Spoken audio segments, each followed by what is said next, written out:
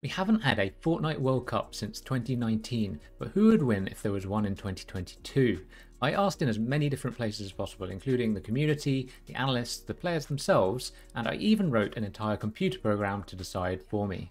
The results range from stupid to sensible, and also the downright hilarious. So here they are. As with any question in life, the best place to start is Google. So we're going to try that. We're not going to ask the question of who will win the World Cup because that won't return any results probably. So we'll ask, who is the best Fortnite player in the world 2022? And the answer is Arcrum. Google says Arcrum is the best player in the world. He is followed by Rex and Epic Whale. This site, esports.net, is going for all the NA West boys first in the top 3 positions. I'm going to say it's wrong, but it's wrong. Very wrong. We then have 3 NA East players and then a few from Europe, more NA East, a couple of Australians. In general, this just seems way too biased towards North America. I'm not even sure a die-hard North America fan could believe in this list. It seems like they're taking into account the last 2 FNCS events, which might explain why they put all the NA West guys at the top, because they completely dominate that region. But yeah, let's just move on to the next source. So I found another site, the 60 best Fortnite players in the world ranked. January 27th, 2022. I read the first few names already. He started with Arcrum, Rex and Epic Whale, and these are the same 3 players that the other list had, but just in 60th to 58th instead of 1st to 3rd.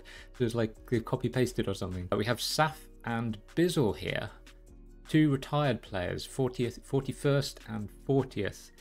And what do they say about them? Well, Saf has 2 medals in the solo performances, and he's going to be one of the top players in the coming years.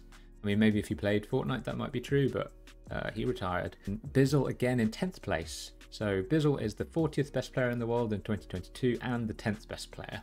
No more need to comment on that one. Then who is at the... Oh, Bizzle again. Okay, we all have to comment again. 2nd best player in the world, 10th best player in the world, 40th best player in the world. FaZe Bizzle, the retired player. And the best player in 2022 is Ninja. Let's just move on from these sources. I've lost all faith in them.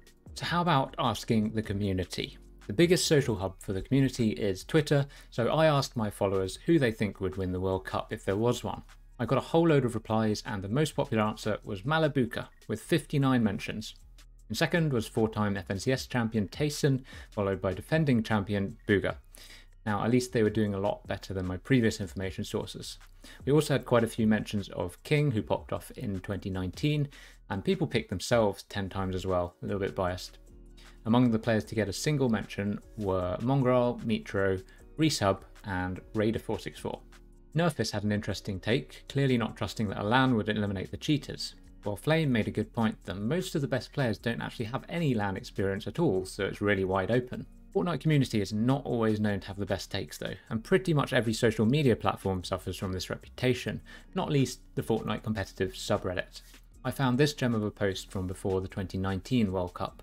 Not that Tfue wasn't a contender back then, but to put him as the favourite was a little overzealous in my opinion. I also found my exact question asked a couple of years back, and after seeing that the top 2 answers were Mohammed SR4, I decided not to post my question on there this time to gather any opinions, and we'll just move on. How about some trusted and smart people in the community? Well, we had Resub, he said Tayson, and Somebody's Gun said Miro or Tayson. The most popular Twitter choice was Malibuca, and he felt like he might be a favourite, but that someone random would probably end up winning because the game was not so competitive right now with the car and SMG meta. Tayson, meanwhile, was very confident in himself, saying that he could be sure that he would win as long as he had a good looting situation. And Miro was a little bit less certain than Tayson that he would win, but clearly has that underlying confidence that he could challenge for the title. We've asked enough people, but what if there was a way that a really clever computer program could answer the question for us? In these days of machine learning and AI, could it possibly hold the correct answer? So that's what I tried to do.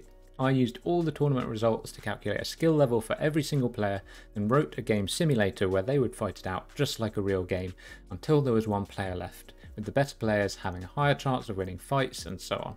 And once all that was ready, I had to decide who would actually be in the lobby, and I thought that regional qualifiers would be the best and fairest approach for this.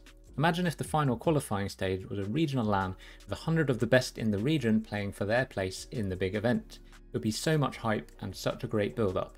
So I chose 100 players from each region and made them play 2 days of 6 games, with players qualifying based on each day's results and others from their consistency across all 12 games.